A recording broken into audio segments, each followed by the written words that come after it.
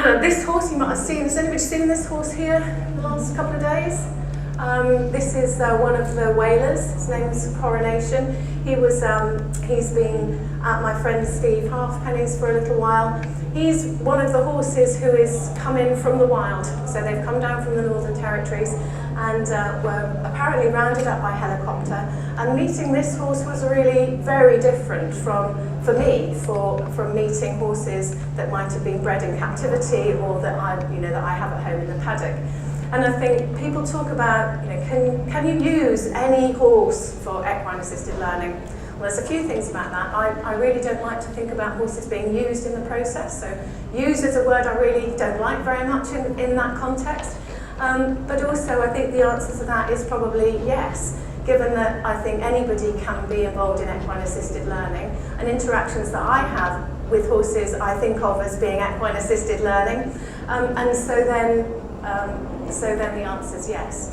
I think if you have people who are paying for services, then maybe you want to make a choice about which horses you might work with or enable that person to work with, because I think one of the values is in giving people choices.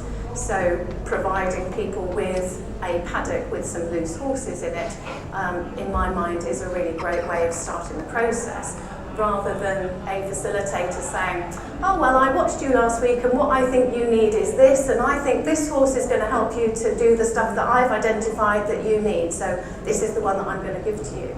And I think that takes on way too much responsibility as far as the facilitator is concerned. So I really like it when horses can choose whether or not to interact with you. And this horse chose to start with not to interact with me. Well, actually, he did interact with me, but from a distance of about 500 metres. And so that's a long way, isn't it? Okay, but I mean, he was in his yard, and I was 500 metres away, and he knew exactly what I was doing. And so it's that sort of boundary, where are the bubbles of the horses and where are the bubbles of the people sort of thing.